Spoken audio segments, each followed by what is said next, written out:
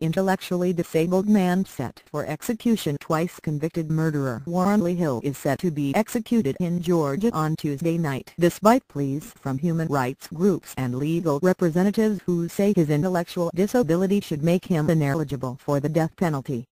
Hill has an IQ of approximately 70 and the emotional capacity of a young boy, said his attorney, Brian Kammer.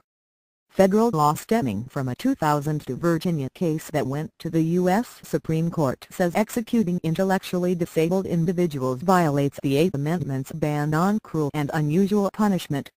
But the case also allows states to define intellectual disability. In Georgia, that means attorneys for death row inmates have to prove mental impairment beyond a reasonable doubt. This is the strictest standard in any jurisdiction in the nation, Kammer said. Hill's execution would come 2 weeks after the state executed Andrew Brannon, a Vietnam War veteran suffering from post-traumatic stress disorder who killed Lawrence County Deputy Kyle Heller in 1998. Kammer also was Brannon's counsel. Kammer, who has represented Hill for 20 years, said in any other state, Hill would be serving a life sentence. Hill was sentenced to death in 1990 for killing fellow prison inmate Joseph Handspike, beating him to death with a nail-studded board. At the time, Hill had been serving a life sentence for the 1985 shooting death of his girlfriend Myra Wright.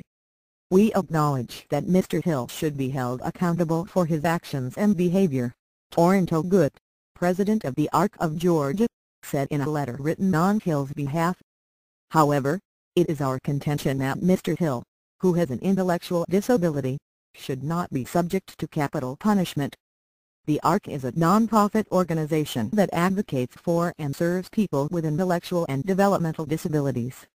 Hill also has the support of the American Association on Intellectual and Developmental Disabilities, the Georgia NAACP, and former President Jimmy Carter and his wife, Rosalind Carter. The victim's family and former jurors have also expressed support for mercy in Hill's case, saying they weren't given the option of life without parole when sentencing him to death. Kammer said 7 doctors agree that his client is intellectually disabled, including one doctor for the state who initially evaluated Hill and said he didn't meet Georgia's standard. Kammer said that doctor has since signed an affidavit admitting he felt rushed during his examination and now believes Hill does meet the standard for intellectually disabled. In previous clemency hearings, attorneys for the state have argued that Hill served in the Navy, held a job and managed his money before killing his girlfriend, signs that he didn't necessarily meet the legal standard for intellectually disabled, even though he has a low IQ. But Kammer said examples of Hill achieving self-sufficiency don't make a strong case for his execution. Several of the letters supporting Hill's clemency cite last year's Supreme Court decision that struck down a Florida law that used unscientific standards for determining intellectual disability for death row inmates. Attorneys tried to use the Hall v. Florida decision as grounds to spare the life of Georgia inmate Robert Wayne Holsey, who was sentenced to death for the murder of a local sheriff's deputy. Holsey, who also had an IQ of 70, was executed in December. Hill's case was presented Monday before the Georgia State Board of Pardons and Paroles. A statement from the board said it will make a decision prior to the scheduled execution, which is set for 7 p.m. Tuesday.